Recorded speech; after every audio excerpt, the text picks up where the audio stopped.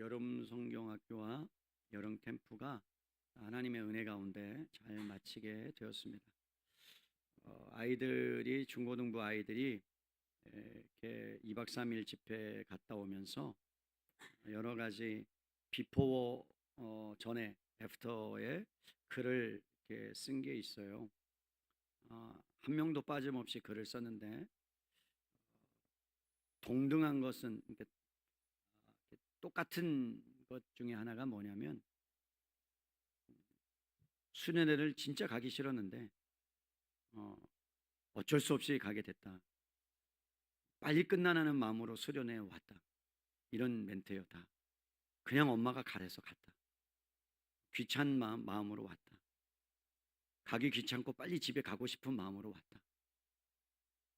그랬던 친구들이 은혜를 받고 그리고 하나님을 만나고 하나님을 경험하고 그리고 다음 수련회가 기대된다. 뭐 이런 이야기를 한 모습들을 보게 됐어요. 참 어렸을 때부터 수련회 그리고 캠프에 참여하는 게 얼마나 귀중한지 모릅니다. 그냥 제 마음의 소원은 주일학교도 한 3박 4일 집회 같은 걸 하면 좋겠어요. 제가 거룩한 꿈을 꿉니다. 내년에는 저희 김원성 목사님께 말씀드렸는데 한 3일 집회 해가지고 안성수양관 빌려서 제가 아는 교회 목사님들하고 연합해서 주 강사 목사님들 모셔가지고 수련회를 하면 좋겠다. 신경 쓸 거는 별로 없죠. 왜냐하면 밥이 다 나오겠다. 숙소 있겠다. 강사만 잘 모시면 되니까 은혜 받을 때까지 밤새도록 그죠? 하면 되지 않겠어요? 아멘. 제가 꿈꾸고 있습니다. 네. 뭐 하나님께서 은혜 주시면 주일학교 때 은혜 받는 게 되게 중요하거든요. 그렇게 하면 좋겠다라는 마음을 갖게 됩니다. 여러분 우리가 살아가는 이 시대에 화두 중에 하나가 뭐냐면 불안이에요. 불안의 시대죠.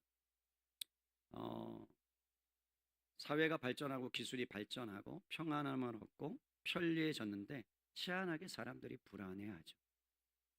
예전보다 더 빨리 은퇴 시기가 앞당겨지고요. 오늘 인터넷 뉴스에 6천 명이 갑자기 해고되는 미국의 일이에요. 갑자기 해고되는 일이 있었습니다. 아마존은 10,000명 이상 바로 해고를 시키고요. 이제 AI가 대체하는 거죠. 로봇이 대체하는 거죠.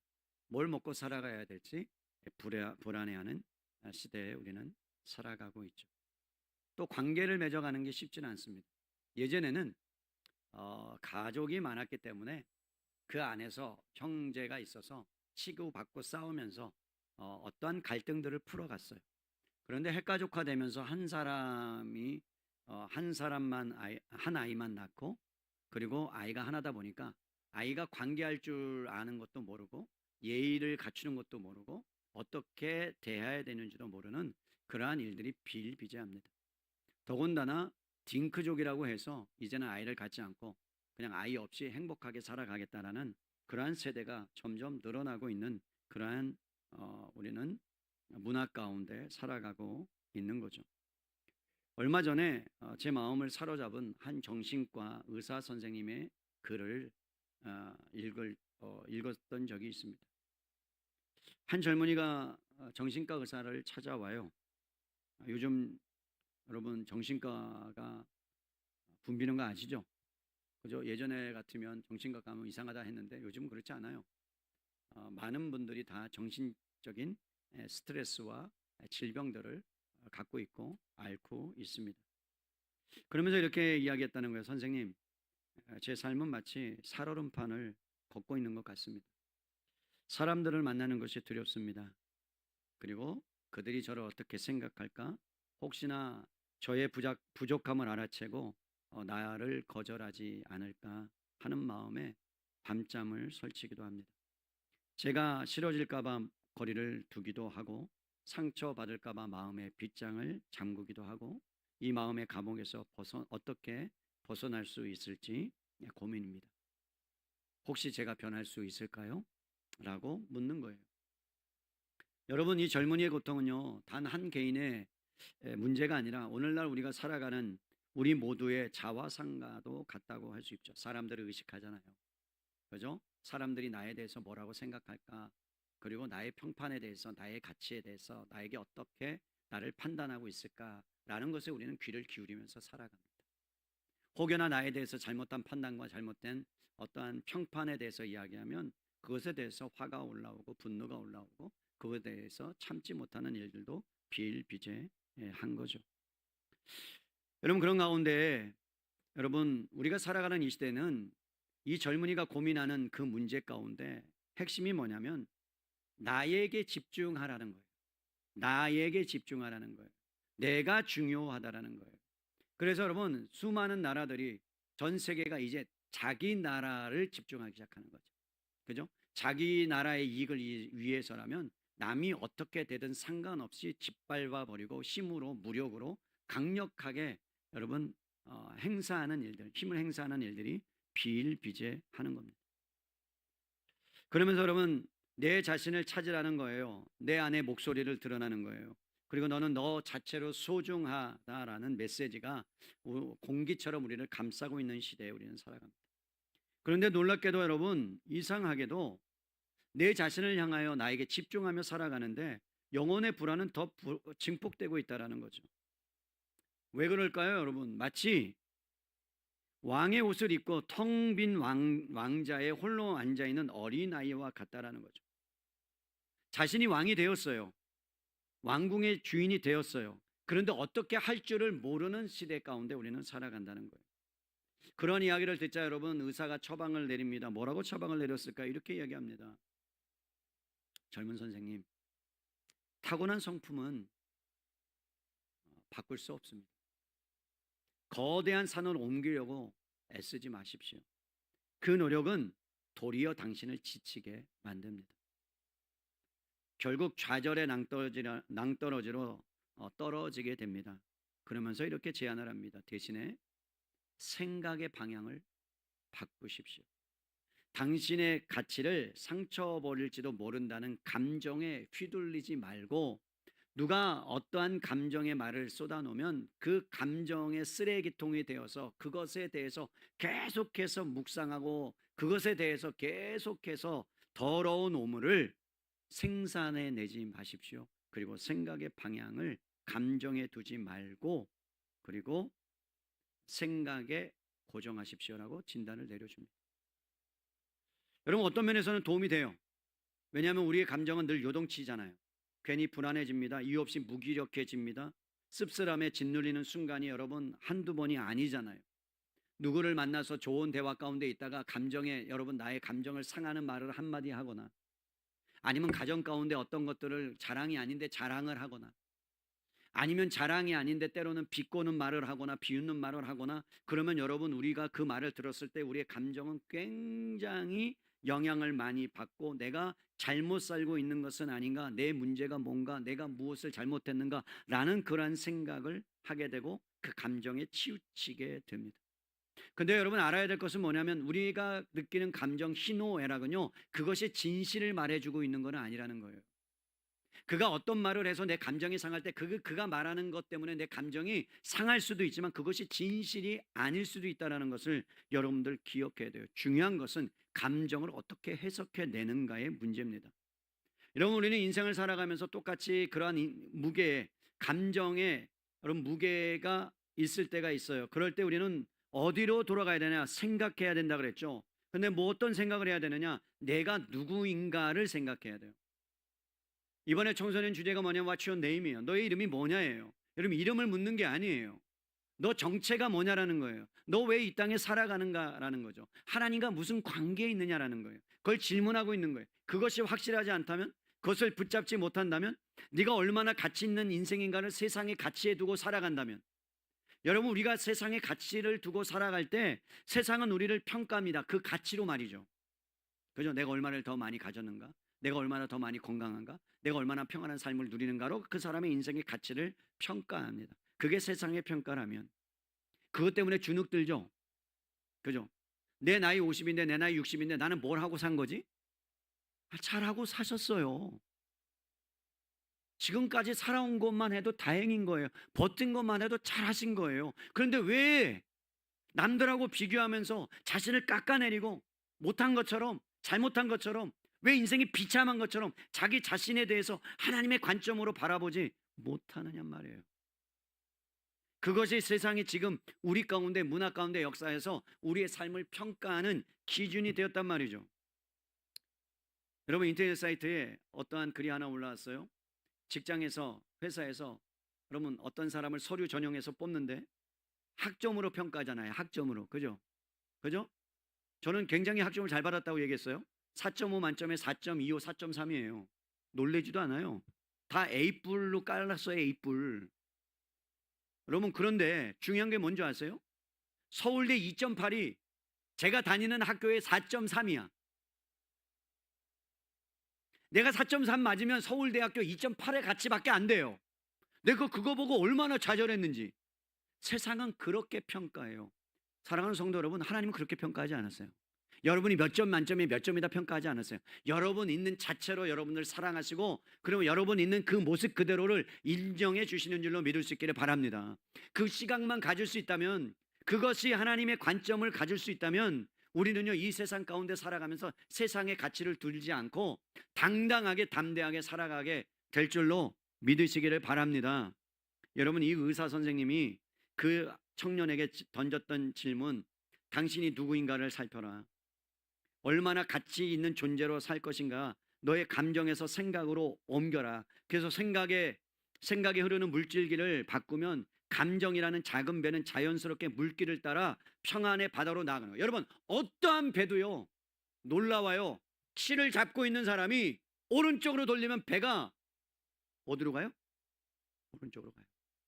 왼쪽으로 돌리면 왼쪽으로 가요. 중요한 거는 키라는 거예요. 중요한 건 생각이라는 거예요. 감정이 요동치더라도 내 생각이 하나님 앞에 고정되면 여러분, 그 감정은 그 생각을 따라 바뀌게 될 줄로 믿을 수 있기를 바랍니다. 이게 놀라운 통찰력이죠. 세상도 여러분 심리학이나 상담학을 통해서도 이러한 통찰을 발견할 수 있습니다. 그런데 더 놀라운 건 뭔지 아십니까? 기독교 신앙 안에서는요 여기서 한 걸음 더 나아가요. 하늘과 땅 차이만큼 더 나아갑니다. 그게 뭔지 아십니까? 심리학은요 우리의 생각을 바꾸라고 말합니다. 그런데 복음은요 우리에게 내 생각의 주인을 바꾸라고 말합니다. 세상은요 생각을 바꾸면 나는 할 수 있어, 잘 될 거야, 하면 되라고 말하지만 아니요, 우리는 나의 생각을 하나님께로 바꾸면 그러면 하나님이 하시는 겁니다. 여러분, 우리의 가치는요 우리 스스로 만들어내는 긍정적인 생각에 근거하는 게 아닙니다. 우리의 가치는요 우리를 지으신, 우리를 부르신 하나님의 생각, 우리를 만드신 하나님의 그 생각과 선언에 근거하기 때문에 우리는 이렇게 질문해야 돼요. 하나님, 이 불안한 세상 가운데, 이 흔들리는 제 마음 가운데, 어찌할 바를 모르는 가운데, 앞길이 캄캄한 가운데 하나님 앞에서 나는 누구입니까? 어떻게 살아가야 마땅합니까? 십자가로 증명된 가치는 과연 무엇입니까? 라고 주님 앞에 묻는다면 하나님께서 그것에 대한 해답을 우리에게 분명히 주실 줄로 믿습니다. 여러분, 이 질문을 날마다 상기하면서 살아가야 됩니다. 왠 줄 아십니까? 이 문화가, 우리 이 시대의 문화가요 주류가 자기 숭배의 재단을 쌓게 만든다는 거예요. 자기를 신으로 만든다는 거예요. 여러분, 아닌 것 같죠? 어떤 한 학자가 이렇게 진단합니다. 오늘날 살아가는 시대는 감정과 자기 확장의 시대를 살고 있다. 여러분, 최근에 기업의 한 카피가 이 시대의 신조를 정확하고 완벽하게 요약합니다. 이렇게 말해요. 당신은 말합니다. 광고가 말하는 거예요. 지금 광고가 말합니다. 우리는 듣습니다. 그리고 바꿉니다. 맞죠? 세탁기, 이 세탁기는 말합니다. 전자동입니다. 우리는 듣습니다. 그리고 바꿉니다. 그죠? 아니에요? 남편도 바꿉니다. 아내도 바꿉니다. 하잖아요. 바꿔버려요. 그죠? 그런 시대. 여러분, 자기 자신만을 사랑하는 시대라는 거예요. 자기만이 옳다라는 시대에 살아가는 거죠. 우리는 당신이 말하기만 하면 바꾸는 그런 시대 정신이 그 안에 담겨 있는데 더 긴밀히 더 깊이 들어가면 뭐라는 거예요? 내가 왕이요 내가 중심이라는 거예요. 나 건들지 말라는 거예요. 나 이렇게 살아가는데 네가 왜 나를 참견하느냐 이 말이에요. 내가 주인이라고 그렇게 하는 시대에 살아가니까 문제가 생기고 갈등이 생기는 거예요. 여러분, 문제는요, 자기를 사랑하면 할수록 우리는 더 불안해진다는 걸 아십니까?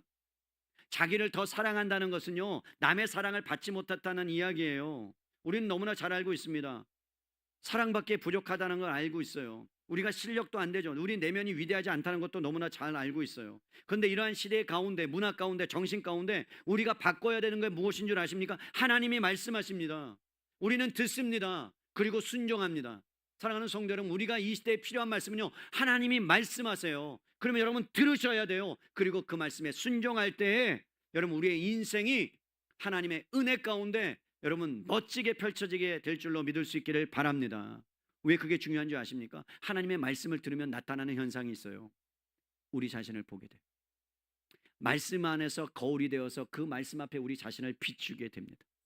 그리고 그 거울을 비추게 되면 누가 나타나는 줄 아세요? 누가 보여지는 줄 아세요? 예수 그리스도가 보여져요. 그리고 예수 그리스도를 바라볼 때 내 자신의 잃어버렸던 자아상을 다시 찾게 됩니다. 여러분, 아담과 하와가 하나님의 은혜 가운데 하나님의 형상을 따라 지음을 받고 에덴 동산에서 여러분 하나님의 은혜 가운데 안식을 누리며 노동을 하며 그 안에서 땀을 흘리며 놀라운 은혜를 경험하며 살았습니다. 그런데 죄가 들어오자 여러분 그 자아상이 무너집니다. 하나님의 형상이 파괴됩니다. 하나님의 형상이 파괴되자 여러분 갖은 악이 들어오기 시작합니다. 죄가 들어오기 시작합니다. 그러면서 하나님의 말씀을 듣지 않습니다. 내가 왕이 되기 시작하는 거예요. 그러면서 불순종합니다. 그러면서 이렇게 바뀌는 거예요. 이제 하나님이 내 말을 들어야 되는 거예요. 이제 하나님이 내 말을 들어야 되는 거예요. 근데 이 현상이 교회 안에서도 일어난다는 걸 아십니까? 교회 안에서도 하나님이 내 말을 들어야 되는 거예요. 내가 기도했으니까 당신이 들어야 되고, 내가 기도했으니까 당신이 응답해야 되고, 내가 기도했으니까 당신이 이렇게 해야 된다라고 교회 안에서도 그렇게 하고 있는 이 시대에 그게 세상에 정신이 들어와서 하나님을 마음대로 내가 조장하려고 하는 그 모습들이 교회 안에 있다는 거예요. 이걸 스데반이 지금 지적하고 있는 거예요. 사랑하는 성도 여러분, 우리는 우리를 섬기지 않는 것 같죠. 우리가 우상이 아닌 것 같죠. 아니요, 우리가 우상이 되어서 하나님 자리에 내가 앉아 있는다니까요. 우리는 몰라요 그걸. 내가 하나님 자리에 앉아서 내가 왕자가 돼서 하나님을 좌지우지하려고 하는 마음들이 있다는 것을 지금 스데반이 그 유대교 지도자들을 향하여, 바리새인들을 향하여 강력하게 여러분 말씀하고 있는 겁니다. 이 자기 중심성이라는 것이 어느 순간에 교회 안에 들어와서 거짓 복음이 선포됩니다. 신의 자리에 앉게 있게 되는 거예요.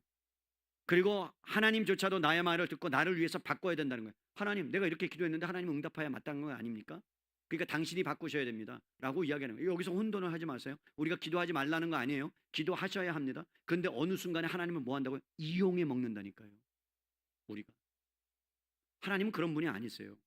여러분, 이 자기 중심성이라는 거대한 중력이 어떻게 교회에 들어왔는지를 여러분 들어보시고 맞는지 안 맞는지, 여러분이 거기에 해당되는지를 판단해 보세요. 교회 문턱을 넘어서 예배 중심국까지 깊숙하게 침투해 왔어요. 어느새 우리는 하나님을 경배하는 신앙생활이 아니라 나의 영적인 욕구를 충족시키는 종교 생활의 소비자로 전락한 지 오래입니다. 다른 말로 할게요. 여러분 교회에 왔는데 찬양이 안 맞아요. 그러면 반드시 일어나는 현상이 있어요. 왜 이 찬양 부르지? 나도 모르는 찬양인데 왜 이 곡을 쓰는 거지? 왜 이러는 거지? 왜 몇 번을 반복해? 그러면 여러분들은 종교 생활에 묻힌 자들이에요.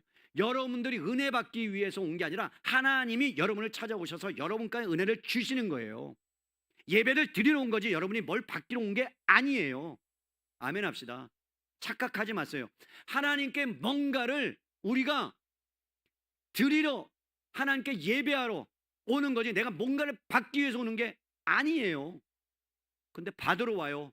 그래 놓고 안 주시면, 찬양이 틀리면 그러면 뭐예요? 아, 오늘은 나하고 안 맞아. 약간 발라드풍이네. 트로트로 나와야 되는데 뭐 이렇게 판단하는 거예요. 자기가 예배 중심이 돼가지고. 이게 교회 안에 얼마나 많은지 몰라요. 여러분, 내 감정을 만져주는 찬양이 좋은 거예요. 내 감정을 만져줘야 좋다니까요, 사람들이. 어떤 분들은요, 내 상황에 위로가 되는 메시지가 좋은 메시지라고 생각해요. 나와 잘 맞는 사람들만이 모여야 좋은 공동체라고 생각해요. 아니요, 때로는 나를 힘들게 만드는 여러분 막 가시 같은 사람이 있어도 좋은 공동체예요. 그 때문에 내가 깎여 나가기 때문에 그런 줄로 믿습니다. 아멘 합시다.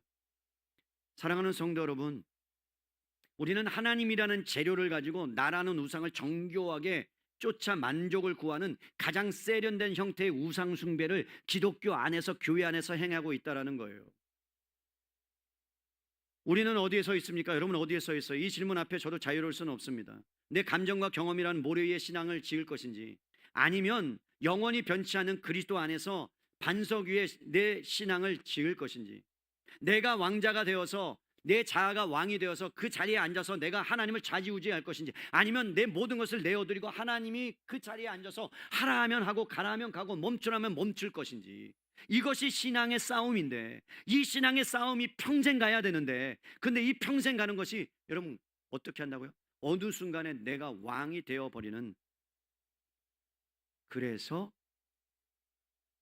종교 생활로 전락할 수밖에 없어요. 그렇기 때문에 여러분 신앙생활의 연수를 자랑하지 마시라는 거예요. 희한하게 신앙의 연수가 자라가고 권사가 되고 장로가 되고 더 신앙이 자라가면요, 신앙이 더 성장하는 것 같아도 그렇지 않아요. 희한하죠. 왕년에 다 해봤다는 거죠. 이렇게 해봤다는 거죠. 이렇게도 해봤다는 거죠. 아니요, 왕년은 왕년이에요. 지금이 중요해요. 아멘 합시다. 내 지금의 신앙이 중요하지, 예전에 내가 뭐 죽었다가 살아났고, 내가 뭐 방언을 경험하고, 내가 막 엄청난 은사를 경험하고, 내가 막 어떤 능력을 경험했다, 그거 뭔 소용이에요 지금? 그게 여러분들에게 어떤 소용이 있어요? 그때 했다 뿐이지. 내가 왕년에 뭐 여돈도 회장을 했다, 내가 왕년에 거기서 대빵을 했다, 뭐 내가 뭔가를 했다, 그거 자랑해서 뭐 할 거예요? 울고 먹어서 뭐 할 거예요? 그죠? 근데 그걸 울고 먹고 있어요. 아니요, 지금의 신앙이 중요해요. 하나님이 물어보시는 거예요. 너 지금 어디에 서 있냐? 제대로 신앙생활 하고 있느냐? 나를 붙잡고 있느냐? 어느 순간에 왕으로 네 자리를 찾아가고 있는 것 아니냐라고 물어보는 겁니다. 여러분, 이러한 치열한 성찰 가운데 오늘 성령님께서 우리 가운데 사도행전 7장의 말씀을 통해서 마지막 스데반의 설교 앞으로 우리를 인도하십니다. 오늘 이 말씀이 여러분들에게, 여러분이 자아된, 혹시라도 우상의 자리에 있다면, 하나님을 잘못 사용하고 있다면, 그러면 그것을 깨쳐버리는 그러한 놀라운 은혜를 경험할 수 있기를 바랍니다. 스데반이 마지막 설교를 하고 있어요. 그런데 단순한 변론이 아닙니다. 여러분, 스데반은요 깊이 있게 구약을 경험했던 사람이고, 자기 중심적이라는 인류의 오랜 질병 가운데 어떻게 치유받을 수 있는가 기억하세요. 다른 걸 잊어버려도 인류의 오랜 질병, 자기 중심성을 깨트릴 수 있는 것은요, 다른 방법이 없어요. 한 가지밖에 없어요. 영광의 하나님이 찾아오셔야 돼요. 하나님이 우리를 찾아오시지 않으면 우리는 하나님 앞에서 종교적인 것을 깨트려 버릴 수가 없습니다. 여러분, 장면을 상상해 보십시오. 지금 스데반이 이스라엘 최고의 법정인 산헤드린 공회 앞에 서 있어요. 그 주변에 대제사장들을 비롯한 율법의 전문가들이 포진해 있습니다. 그 눈빛은 살기가 막 등등해요. 어떻게 하면 그를 죽일까 합니다. 근데 두 가지 제목을 여러분 겁니다. 유대인들에게 시험, 여러분 사형에 해당하는 신성 모독을 걷는데, 첫째가 뭐냐면 거룩한 성전을 헐고, 누가? 스데반이. 또 하나는 뭐라고요? 모세가 전하여 준 율법을 고치려 한다라고 하는 거예요. 여러분, 이스라엘의 백성 유대인들에게 목숨 걸 만한 게 두 가지가 있는데, 하나는 성전이에요. 그래서 예루살렘 성전이면요 완전히 거기에 미쳤어요. 그런데 또 하나는 뭐였냐면 율법이에요.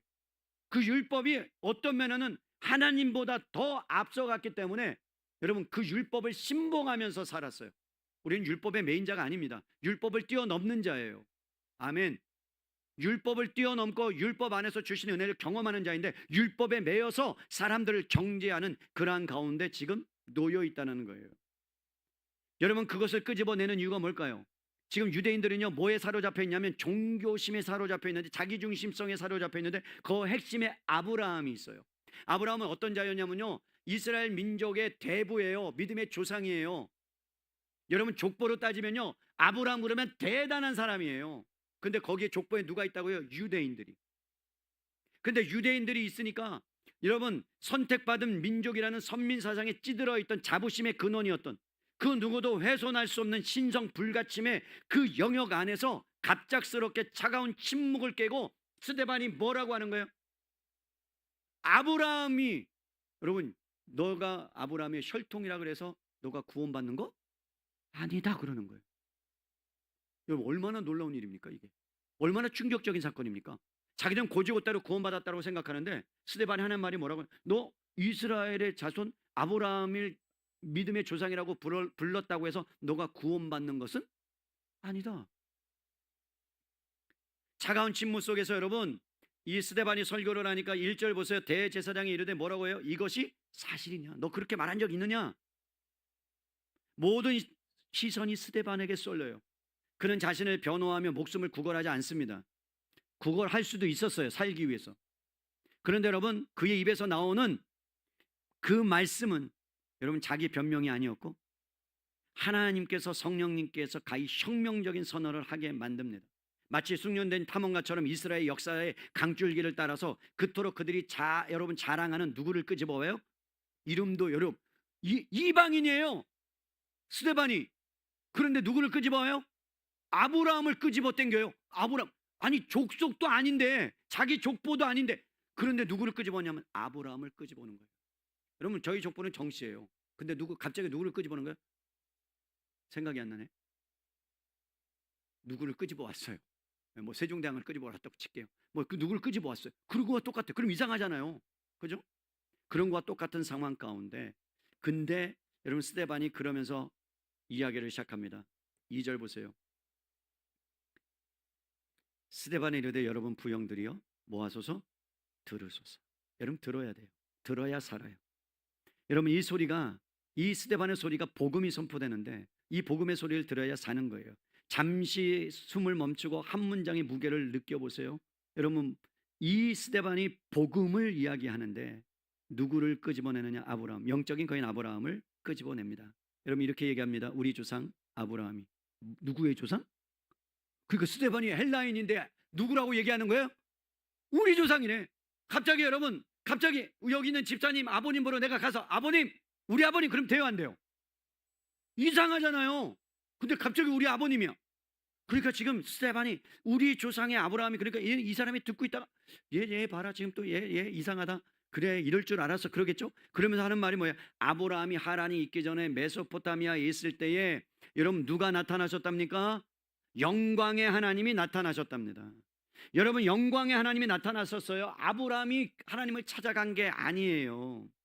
여러분 여호수아 24장 2절에 보니까 아브라함의 아버지 데라의 직업은 뭐였습니까? 우상을 만드는 직업이에요. 오늘날로 말하면 불상을 깎아 만드는 직업이에요. 불상을 깎으면요 아브라함이 그거 사다가 여러분 옆에 동네에 가다가 파는 거예요. 그리고 여러분 5일장이 열리면 그냥 우상들을 다 넣고 얼마씩 팔아서 제쳤던 거예요. 근데 그 일을 했던 아브라함 가운데 누가 나타나요? 영광의 하나님이 찾아오십니다. 근데 영광의 하나님이 찾아오시면 놀라운 일이 일어나요. 그 영광의 하나님을 만나면요 이 사람이 변하기 시작하는데 어떻게 할 수 없을 정도로 변합니다. 놀랍게 신분이 변화되듯이 이 아브라함이 여러분 영적인 불모지에 구원받을 만한 자격이 없는 상황 가운데 영광의 하나님이 찾아오셔서 이것은 여러분 하나님의 본질 자체를 이야기합니다. 태양은 스스로 여러분 빛을 발하고 열을 내듯이 하나님의 영광은 감출 수가 없는 거예요. 영광을 보는 사람은요 다 엎드려져요. 베드로가 그랬어요. 예수님을 만나자 엎드려져서 죄인이로소이다 나를 떠나소서. 이사야가 그랬어요. 엎드려지면서 화로다 내가 주님을 봤으니까 내가 죽게 됐습니다. 여러분 모세도요 하나님의 영광이 너무 커서요 멀리 떨어져서 숨을 죽이고 신의 산에서 율법을 받았어요. 그러니까 영광의 하나님을 만났다는 것은요 정말로 우리가 생각하지 못하는 그 위대하신 하나님을 만난 거예요. 출발이 아브라함이 아니라고. 이걸 끄집어내는 거예요. 너희 착각하지 마. 너희가 구원받았다고 생각하는데 아브라함이 구원받은 것은 아브라함 때문이 아니야. 아브라함조차도 하나님 영광의 하나님이 구원의 역사를 베푸셨기 때문에 시작한 거라고 지금 선언하는 겁니다. 다른 말로 할게요. 인간의 노력으로 구원은 얻을 수 없어. 구원의 이야기는 하나님이 찾아오셨기 때문이야. 그리고 그를 거역할 수 없는 영광의 하나님의 나타나심으로 시작한 거예요. 사랑하는 성도 여러분, 저는 여러분이 평생 영광의 하나님을 날마다 경험하며 그리고 하나님의 은혜를 경험하는 복된 사람이 될 수 있기를 주님의 이름으로 축복합니다. 여러분 영광의 하나님을 경험하자 나타나는 현상 보세요. 3절 이르되 내 고향과 친척을 떠나 내가 내게 보일 땅으로 뭐라고요? 가라. 여러분 그의 결단력이 모험심이 남달라서가 아니에요.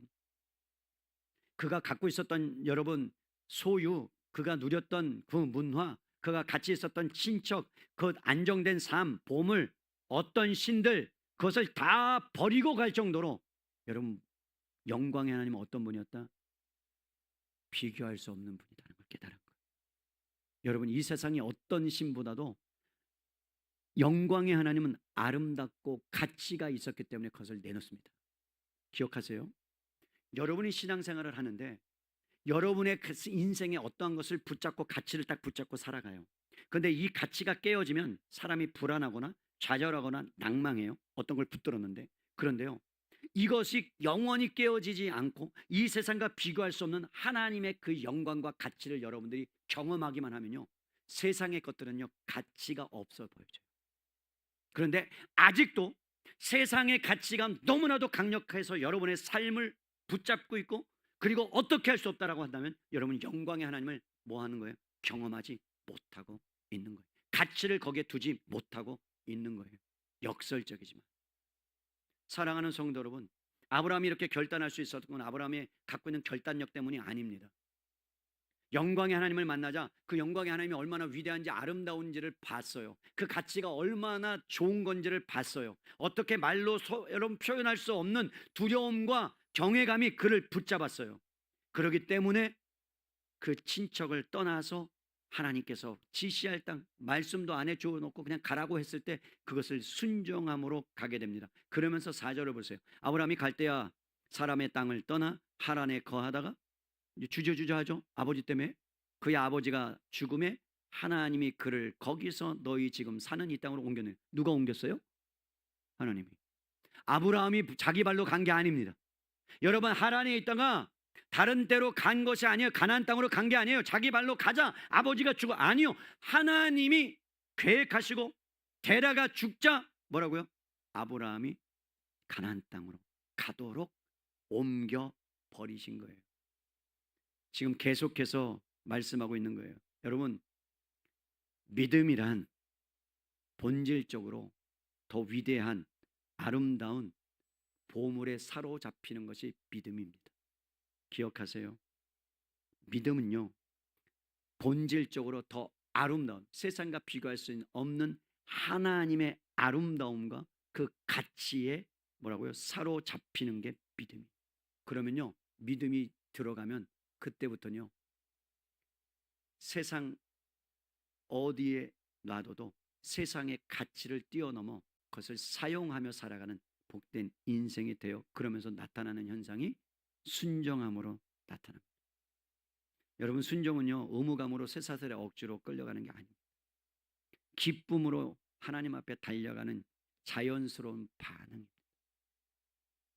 하나님이 찾아오셔서 그 하나님을 만났을 때 기쁨과 감격으로 살아가는 게 순종이고요, 내가 억지로 해서 하나님께서 얻어내고 하나님을 찾아가는 것은 그것은 성경이 말하는 바가 아닙니다. 그래서 하나님 앞에서 영광을 경험하고 위대한 하나님을 경험한 이 아브라함, 그러면서 여러분 스데반이 아브라함을 꺼낸 결정적인 이유는 복음 때문이었습니다. 산에 들린 공회에 붙잡혀 있는 그 사람들이 붙잡히는 종교의 논리, 아브라함이 혈통을 우리가 가졌다, 나도 할례를 받았다, 율법을 지켰다, 그러니까 하나님이 우리를 받아주어야 마땅하다. 오늘날로 말할게요. 내가 헌신했다, 내가 예배했다, 내가 뭘 했다, 그러니까 하나님이 나를 받아주셔야 마땅하다. 아니요, 여러분이 그거 안 하셔도 하나님은 여러분 자체를 존귀 여기시고 귀중하게 여기시고 소중하게 여기시는 줄로 믿을 수 있기를 바랍니다. 여러분 아이들이 이렇게 고백했어요. 내가 그렇게 우리가 설교를 했는데 우리가 했을 때는 못 깨달아. 근데 외부에 가면 그게 쏙쏙 들어와, 쏙쏙. 그리고 막 그 강사가 대단한 것처럼 보여. 뭐라고 그 목사님이 설교했느냐? 여러분 그랬다는 거예요. 너희들이 하나님을 떠나 있어도, 그리고 너희들이 가진 죄를 저짓는다 할지라도 하나님은 한 번도 너희를 사랑하지 않은 적이 없다. 그거에 충격을 받았다고 썼어. 야, 내가 그거 맨날 얘기한 거야. 금요 기도할 때마다 3년 동안 얘기한 건데. 감사했죠. 반하기보다는. 왜? 그게 집약해서 거기에서 터졌을 거니까 라고 제가 생각했지만 한편으로는 좀 섭섭한 마음도 없지 않아 있었어요. 그런 거죠.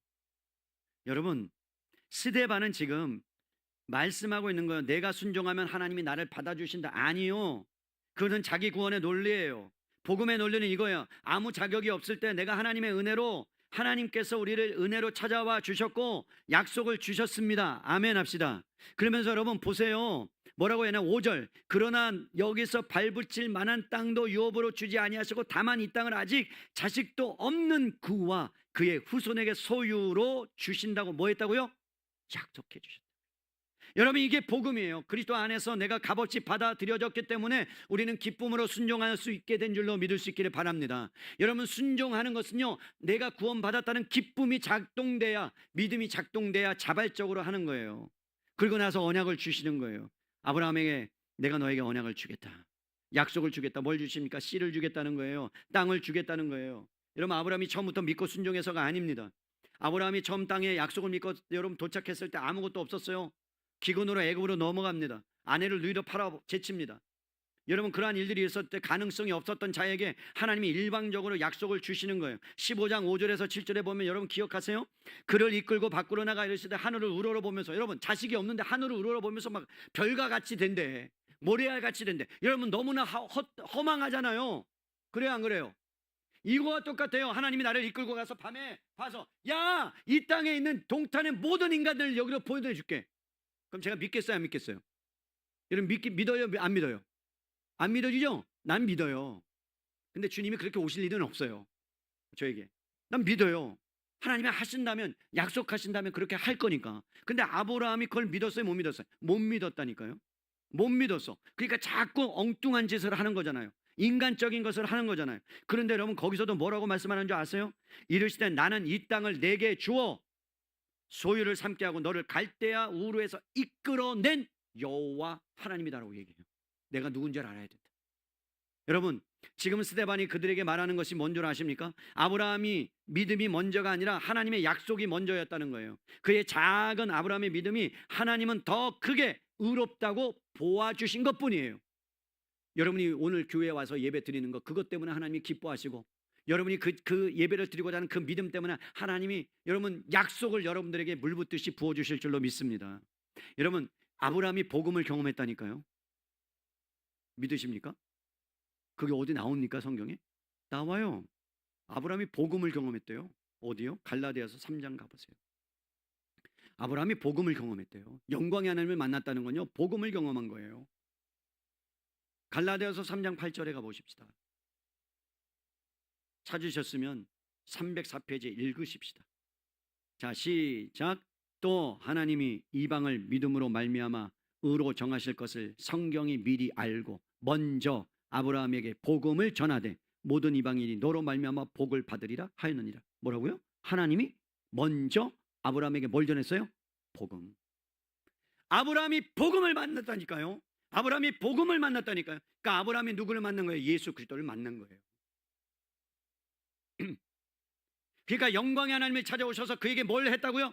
복음을 전하신 거예요. 예수 그리스도를 전한 거예요. 그러니까 그가 아브라함조차도 뭐라고요? 복음을 통해서 구원받았다를 지금 스데반이 말하는 거예요. 너희 착각하지 말아라. 아브라함이 믿음의 조상이라고 생각해서, 아브라함이 믿음이 대단해서 그가 구원의 믿음의 조상이 된 게 아니다. 하나님이 찾아오셔서 예수 그리스도를 주셨고 예수 그리스도로 말미암아 그가 구원을 받은 거라는 것을 지금 스데반이 강력하게 말하는 거예요. 그게 마태복음 1장 1절에 있어요. 여러분, 마태복음 1장 1절에 가보세요. 스데반은 이거를 알고 있었던 거죠. 마태복음 1장 1절이요. 함께 읽겠습니다. 시작. 아브라함과 다윗의 자손 예수 그리스도의 계보라. 누구를 시작해요? 아브라함. 그러니까 아브라함을 통해서 누가 와야 되는 거예요? 예수 그리스도가 와야 되는 거예요. 그 약속을 주신 거예요. 그래서 여러분, 아브라함은 약속의 씨를 이루기 위해서 여러분 누가 와야 된다는 걸 알았어요. 예수 그리스도가 와야 된다는 걸 알았고, 그래서 그 예수 그리스도가 오셨기 때문에 아브라함조차도 예수 그리스도 때문에 구원받은 겁니다. 그런데 여러분, 그들은 착각하고 있었던 거예요. 아브라함을 부르신 분이 누군가요? 하나님인데. 보일 땅으로 가라 한 분도 하나님인데. 무조건 약속을 주신 것도 하나님인데.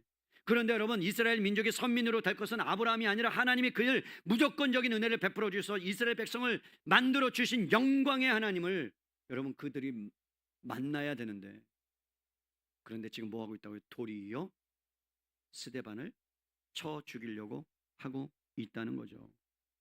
그러면서 자격 없는 아브라함에게 하나님께서 약속을 주셨는데, 유대인들이 여러분 그토록 자랑하는 할례는요, 그 약속을 준 한참 후에나 행해졌어요. 근데 이들이 뭘 주장한다고요? 할례를 받아야 구원받는다는 거예요. 행위 구원을 이야기하는 겁니다. 여러분, 행위 구원은 성경이 말하는 바가 없어요. 여러분들 열심히 봉사해야 구원이 더 많아지고 풍성해지는 거 아닙니다. 이 말을 하면 또 봉사 안 하려고 해요. 기쁨으로 하는 거예요, 우리는. 구원받은 감사로. 그런데 이들은 구원조차도 뭐를 판단했다고요? 뭔가를 해야. 그리고 외적인 표시에 의해서.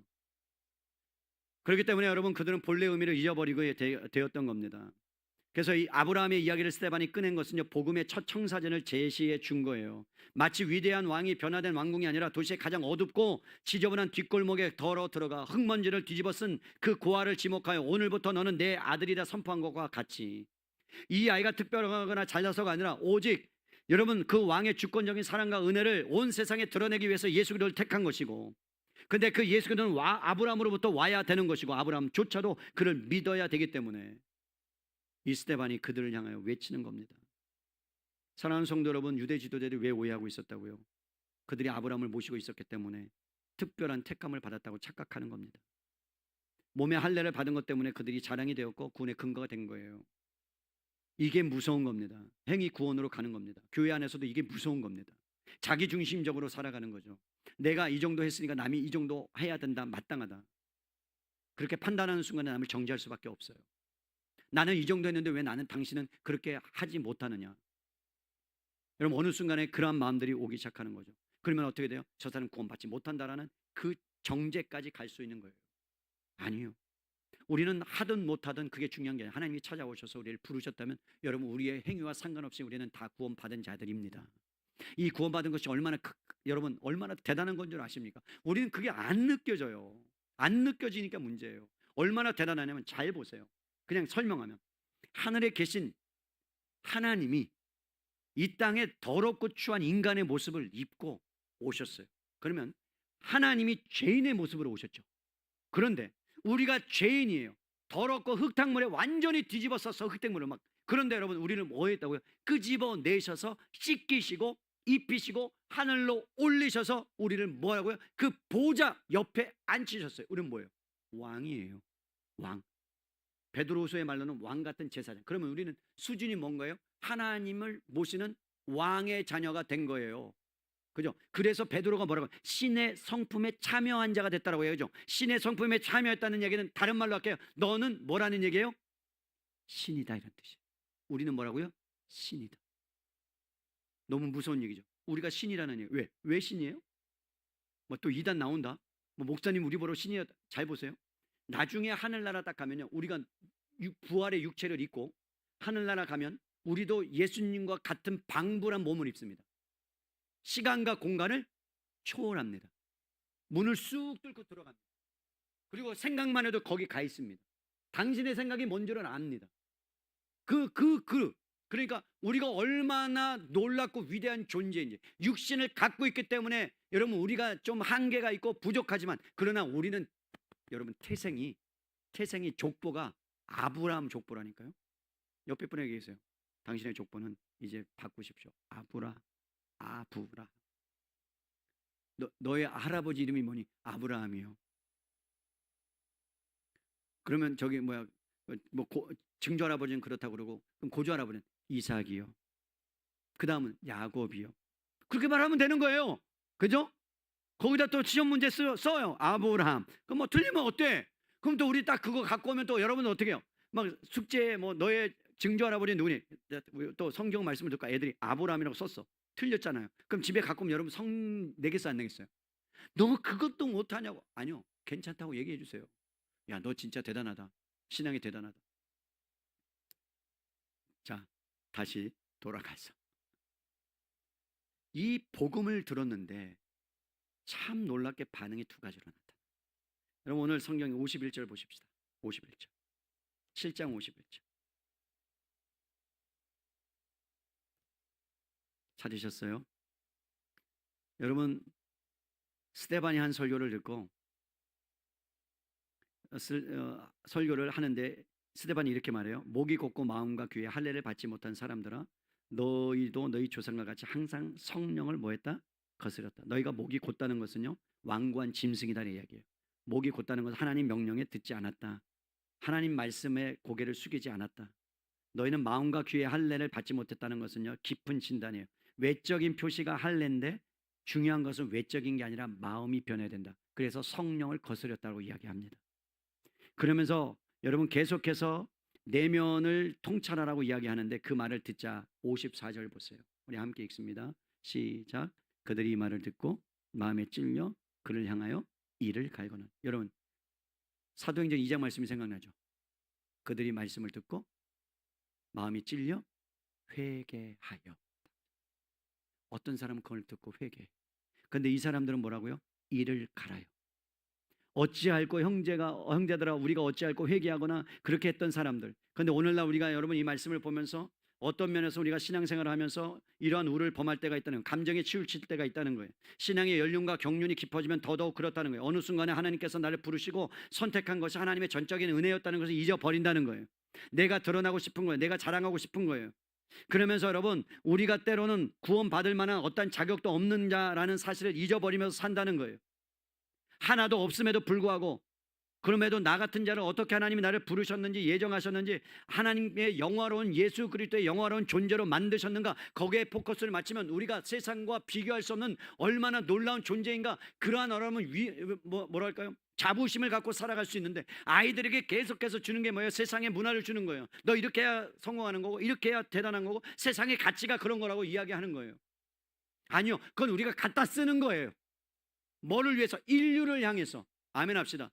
우리에게 주신 거예요. 달란트를 사용하라고요. 그런데 우리는 그것을 뭐라고요? 나의 신분에 나의 가치의 도구로 삼아버리는 이 시대 가운데 어떻게 역행할 수 있느냐? 내가 누구의 자녀요? 어떤 정체성으로 살아가야 마땅한가? 나를 하나님이 왜 부르셨는가? 어떻게 부르셨는가에 집중하지 않으면 우리는 파도에 휩쓸리는 것처럼 그냥 또 휩쓸려서 나의 존재 가치를 세상에 두고 사는 겁니다. 저는 여러분들이 이 땅을 살아가면서 정말로 여러분 예수 그리스도를 통해서 내 자신이 아무런 능력과 공로 없이 영원한 존재로 만들었다는 그 놀라운 세상에 하나밖에 없는 기적을 감사함으로 여러분 받으면서 그렇게 살아갈 수 있기를 주님의 이름으로 축복합니다. 그럼 우리는 이 고백이 나올 수밖에 없어요. 사도 바울의 고백. 깊도다 하나님의 지혜와 지식의 부요함이요. 그러면서 찬양할 수밖에 없는 고백. 그러니까 여러분 하나님은 여러분의 형편과 상황 다 아십니다. 그리고 여러분의 아픔도 아십니다. 여러분의 눈물도 아십니다. 그리고 힘듦도 아십니다. 그래서 주님이 찾아오신 겁니다. 여러분을 그냥 놔두면 안 되니까. 여러분 그냥 놔두면 죽으니까. 그래서 여러분을 건져내신 겁니다. 그런데 그 하나님이 여전히 여러분들이 주님을 방황하고 주님을 떠나고 주님을 배반해도 주님은 여전히 그 자리에 계십니다. 여러분 안에 계십니다. 그리고 여러분들을 향하여 찾아오시고 계십니다. 우리가 못 들을 뿐입니다. 하나님은 계속 부르십니다. 우리가 못 듣는 거예요. 귀가 막힌 거예요. 마음이 거슬려서 하나님의 말씀을 거부하는 거예요. 근데 주님은 계속 말씀하십니다. 사랑하는 성도 여러분, 여러분의 귀와 마음의 눈을 열어서 하나님의 음성을 들을 수 있기를 바랍니다. 그러면서 우리의 고백이 나의 나된 것은 하나님의 은혜라는 그 고백이 우리 안에 있어야 되는 거예요. 여러분 주님이 찾아오셨기 때문에 여러분이 앉아서 예배 드리는 겁니다. 하나님이 찾아오셔서 여러분을 만나 주셨기 때문에 여러분들이 하나님을 찬양하고 예배하는 겁니다. 때로는 여러분 더디 성장하는 것 같이 보여도요, 더디 믿음이 커가지 않는 것처럼 보여도요, 당장 해결되지 않는 어려움이 여러분 앞에 있어도요, 하나님이 예정하시고 구속하시고 인도하시는 그 영광의 하나님이 모든 여건과 상황을 통해서 일하시고 있음을 믿을 수 있기를 바랍니다. 하나님이 일하고 계세요. 여러분 가장 바쁜 분이 누군지 아세요? 하나님이세요. 왜? 몇 억을 책임져야 돼요? 몇 억을? 70몇 억. 그죠? 얼마나 바쁘겠어요? 여러분보다 바빠요? 아니, 하나님은요 우리보다 훨씬 바쁘세요. 지금은 다 해결되지 않는다 할지라도 여러분의 눈물과 아픔과 상처를 모두 이해하시는 것, 고치시고 삶의 여정을 시작하셨기 때문에 여러분 그럼에도 불구하고 우리는 살아낼 수 있는 겁니다. 나는 누구인가? 여러분 감정이 흔들릴 때 물으세요. 나는 누구인가? 나는 어디에 서 있는가? 하나님, 나는 감정에 서 있지 않겠습니다. 나는 상황에 서 있지 않겠습니다. 나는 하나님의 부르심 앞에 서 있겠습니다. 아멘 합시다. 하나님의 부르심 앞에. 그러면 여러분 하나님 부르심 앞에 딱 서 있으면 어떤 일이 일어난다고요? 이런 일이 일어나요. 홍해 앞에 수많은 사람들이 불평과 그 불만이 있는, 그리고 뒤에서는 적군이 올 때 주님이 말씀, 너희는 가만히 있어. 내가 하나님 됨을 알지어다. 그 일이 일어날 줄로 믿습니다. 내가 생각하지 못하는 방법으로 하나님이 바람을 일으켜서, 여러분 바다가 서 있어. 나는 이렇게 가다가 집어넣고 싶어 진짜 이러면서, 그러면서 놀라운 기적의 구원의 역사를 경험합니다. 그러한 역사가 일어날 줄로 믿습니다. 여러분, 아브라함이 그랬듯이 삶의 시작이 하나님이시기 때문에 하나님이 인생을 책임질 거예요. 그리고 나서 끝나면 다음 주에는 누구를 또 끄집어와요? 스데반이 요셉이라는 사람을 끄집어와요. 그리고 그 다음에 누구를 끄집어와요? 모세라는 인물을 끄집어와요. 여러분, 다 이유가 있어요. 끄집어내는 이유가 있어요. 요셉과 모세를 통해서 또 우리에게 하고 싶은 말이 있는 겁니다. 말씀을 정리합니다. 한 시편만 읽고 마칩니다. 주님의 부르심 앞에 늘 서 있으면 우리는 어떤 위험과 위경이 있다 할지라도 여러분 그것을 견뎌낼 수 있습니다. 시편 62편 2절, 주께서 나의 반석이시니 내가 흔들리지 아니하리로다. 아멘. 네, 거기다 넣었어요. 네, 이렇게 읽었어요. 주께서 나의 반석이시니 내가 어떠한 감정에서도, 내가 어떠한 상황에서도, 어떠한 위경에서도 절대로 흔들리지 아니하리라. 아멘 하십시다. 그것이 우리가 하나님을 만난, 영광의 하나님을 만난 증거입니다. 이번 한 주간 살아갈 때 그러한 놀라운 은혜를 경험하는 저와 여러분 되시기를 주님의 이름으로 간절히 축복합니다. 옆에 분에게, 집사님, 권사님은 아브라함의 자손 맞습니다. 그럼 이렇게 얘기하죠. 아, 우리는 한 가족이네. 그죠? 한 가족이네. 우리 다 같이 마지막 찬양 다 같이 일어나셔서, 이 찬양은요, 제가 예전에 사역했던 곳에 어떤 집사님이 간암에 걸리셔서 찬양을 참 잘하는 분이셨거든요. 진단을 받았는데, 간암의 진단을 받고 투병을 하셨는데, 한국 의사 선생님들은 가망이 없다, 삶을 마지막을 준비하라, 그 이야기를 듣고 불렀던 찬양이 저 내리의 기억이 납니다. 수많은 사람들이 그 집사님의 모습을 보고 하나님께 간구하며 기도하며, 그러다가 하나님께서 그에게 가장 적절한 의사 선생님을 만나게 하셨어요, 미국에. 그래서 마지막 이 한국의 모든 것들을 정리하고 미국에 가셔서 치료를 받아야 되겠다, 이렇게 가셨던, 물론 결국 하나님의 부르심 앞에 하나님께서 부르셔서 이 땅을 떠났지만, 제가 은혜가 필요할 때마다 부르는 찬양이에요. 하나님 나를 부르셨죠. 내가 흔들릴 때마다 나를 부르시니가 하나님이고, 나를 보내시니도 하나님이고, 나의 나 된 것은 다 하나님의 은혜라. 그러면 나도 모르게 제 마음에서 정말 하나님을 향한 그 사랑의 마음이, 눈물이 이렇게 나요. 우리 이 시간에 이 찬양을 부를 때 여러분, 저는 여러분의 환경과 여건을 잘 모르잖아요. 근데 주님이 부르셨다면 여러분 인생 책임지겠다는 거 아닙니까? 그죠? 여러분이 자식을 낳았다면 책임져야 안 져요? 얘 딸 인생 끝이야 이러요? 포적 팔아? 우리 아버님은 포적 팔아 그러시더만, 근데 안 파시더라고요. 말만 그러지. 그런 거예요. 너 나가 그래도요, 그 소리 하고 우는 게 부모예요. 너 그렇게 해봐 그래도요, 뒤에서 막 눈물을 내는 게 부모예요. 하나님이 그러시는 거예요. 너 마음대로 해봐. 그래도 주님은 끝까지 여러분의 인생을 책임집니다. 믿으십니까? 여러분의 자녀도 책임질 거예요. 그 마음을 가지고 하나님 앞에 찬양으로 나가겠습니다.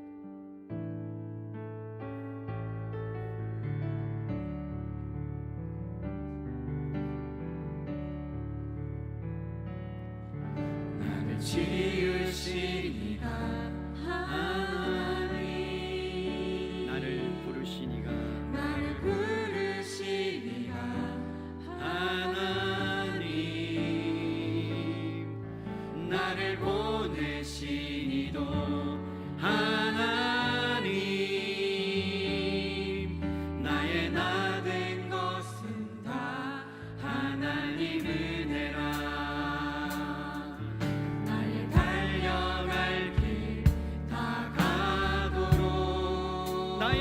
마지막 호흡 나의 다하도록 마지막 호흡 다하도록 나로 그 십자가 품게 하시니 나의 나 된 것은 다 하나님 은혜라 한량없는 은혜 우리 믿음으로 고백하십시다. 하나님 갚을 수 없는 그 은혜 앞에, 내가 압도당하는 은혜 앞에 하나님 감사할 수밖에 없음을 고백하십시다. 내 삶을 애워싸는 하나님의 은혜 나 주저함 없이 믿음으로 그 땅을 밟음도 그 땅을 밟음도 나를 붙드신 하나님의 은혜 때문입니다. 나를 붙드시는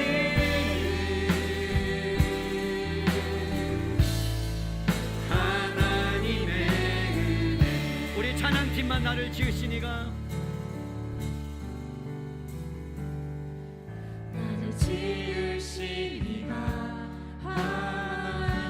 하나님 나를 부르시니가 하나님 나를 보내시니도 하나님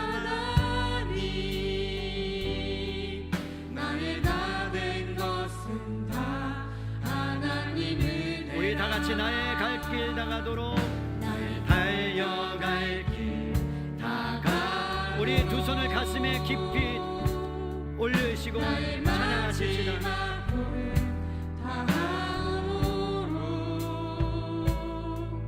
나로 그 십자가 품게 하시니 나의 나 된 것은 다 하나님 은혜라 믿음으로 한량없는 은혜 한량없는 은혜 주님 갚을 길 없는 그 갚을 길 없는 내 삶을 내어서는 내 삶을 애워싸는 하나님의 은혜 때문에 견딥니다. 하나님의 은혜 나 주저함 없이 나 수저함 없이 그 땅을 밟음도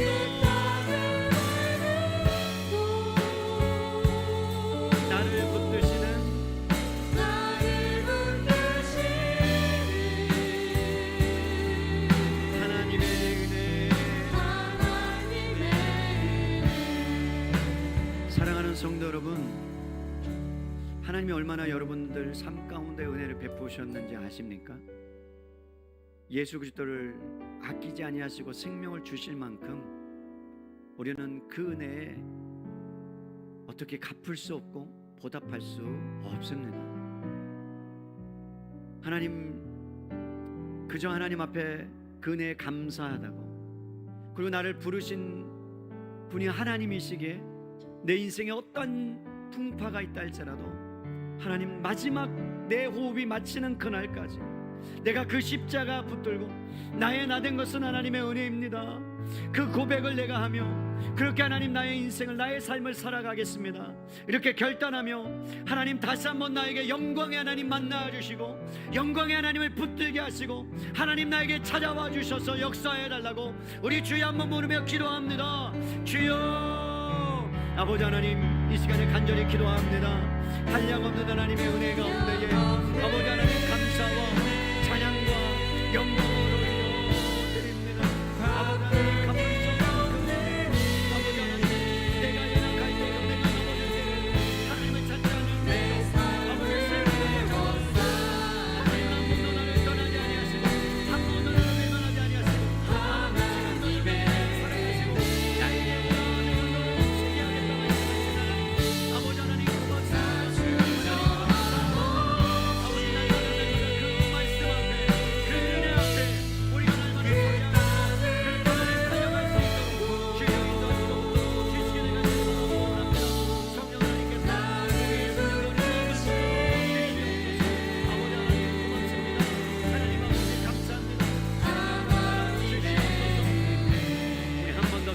기도합시다. 하나님, 내일부터 영어 캠프가 진행됩니다.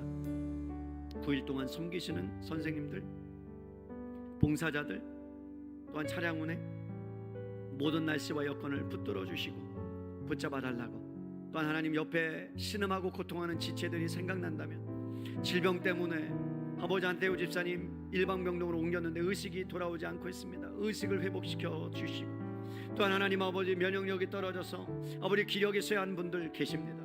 아버지, 진로를 놓고 기도하는 영혼들도 있습니다. 아버지, 물질 때문에 허덕이며 남편의 하나님 아버지 주님 우리를 어렵게 하는 것들 때문에 고통당하는 영혼들이 있습니다. 하나님, 주님의 은혜가 아니면 한 발자국도 설 수 없고 아버지, 숨쉬는 것조차 어려운데 주님 은혜를 베풀어 주셔서 그 모든 것들을 넉넉하게 감당할 수 있도록 마지막이 있음을 우리가 믿음의 눈을 열어 볼 수 있도록 도와달라고, 우리 다시 한번 캠프와 우리 옆에 주변에 잘하는 분들을 위하여 함께 기도하겠습니다.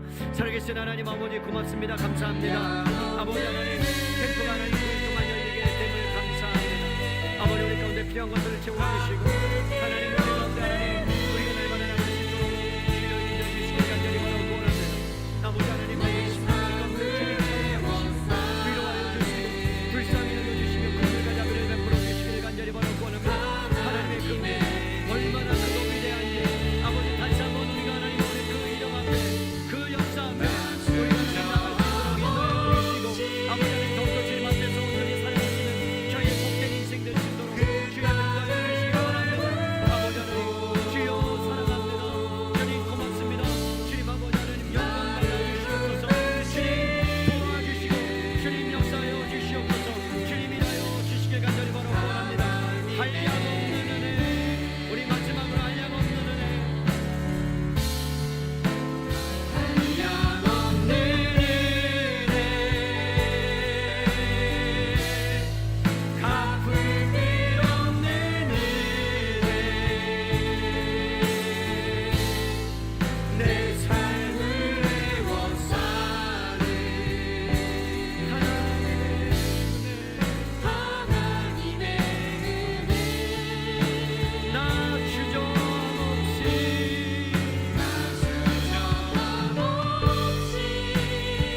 그 땅을 밟고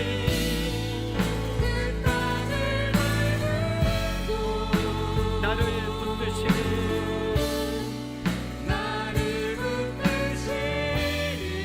하나님의 은혜,